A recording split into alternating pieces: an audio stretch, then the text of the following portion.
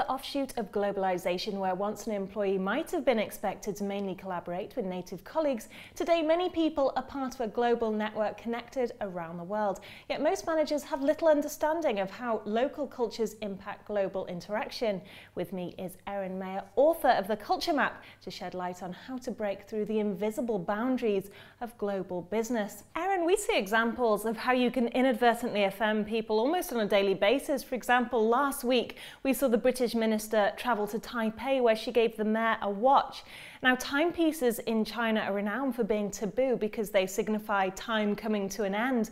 But surely you can't really avoid this kind of thing. Well, everyone knows you shouldn't give a clock to a Chinese person. But what I look at is not these superficial differences that are kind of written down in a lot of to-do and not-do lists, but psychological differences, what leads us to feel that someone is trustworthy, how that differs from one part of the world to another, or how we give negative feedback constructively in different parts of the world. And those things have a huge impact on business success when we're working internationally. So what kind of things are we looking at? Like when you have a telephone call, whether you should put the findings in an email. So in the US, where I was raised, we believe in clarity, clarity, clarity. You get off the phone, you put it in writing, you recap it again. I had an Indian student who said to me, you know, Erin, in India, if we have a telephone call and we make some decisions verbally, that would be enough for me. And then if you get off of the phone and you recap that in writing and you send that written confirmation to me, that would be a clear sign to me that you don't trust me. So what should you do? Should you make a cultural faux pas? The first point, of course, is knowing that you've made the cultural faux pas, and then afterwards laughing about it. And I think that everyone today is open to cultural differences if we know about them. Do you think a lot of it sometimes is common sense? Because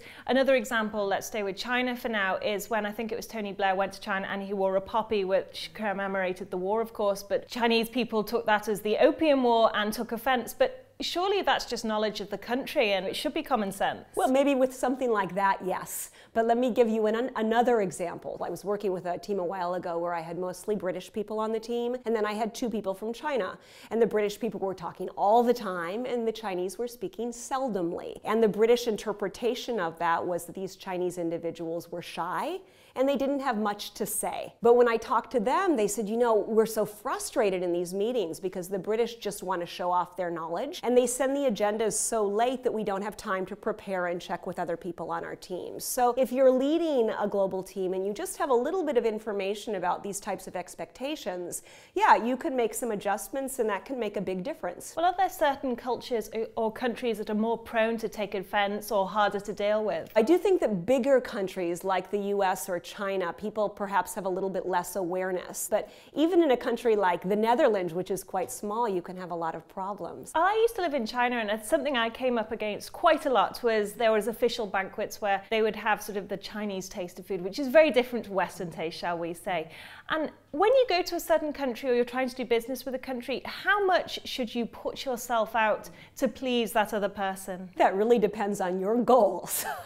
But if you are trying to woo business, then you might put yourself out a lot. I had a group of Americans a while ago who were bidding for business in China, focusing on giving a beautiful presentation. They prepared and prepared and prepared. And then they arrived in Shanghai. They gave this perfect, flawless presentation, and they took the airplane home that evening. They found out a little bit later that they'd lost the business to a Malaysian supplier. That happened because they hadn't understood that in China, trust is built much through what we call affective trust, meaning there's much more of an emphasis on building a personal bond or a personal connection. Guangxi. For example, right, instead of in the US where there's a much stronger emphasis on what we call cognitive trust, so building trust through showing that you are competent and reliable.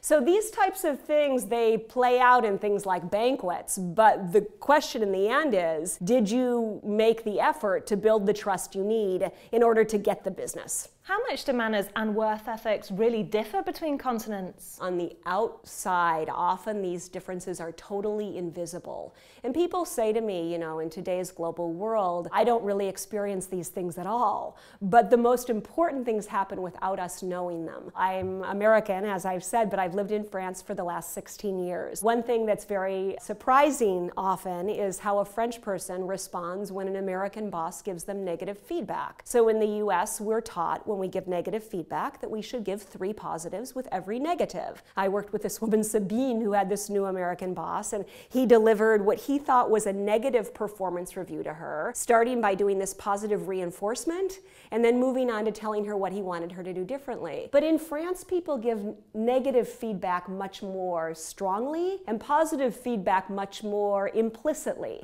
So she left that same meeting thinking, wow, no, that was the best performance review I've ever had. Neither of them recognized that cultural differences impacted them, yet it had a strong impact on their communication effectiveness. So what would you say are the main mistakes that corporations make when they're working with international teams? One of the big ones today is trying to categorize what is that culture like instead of thinking about the relative differences and how they play out in a global organization. So your advice for companies that lead teams in different continents, how's the best way they can work together? Think specifically not about, what are the Germans like or what are the Chinese like or what are the British like, but mapping out the differences between those different cultures so they can see where the gaps and the similarities are. And that can lead them to think about in which ways they need to adapt in order to improve their effectiveness.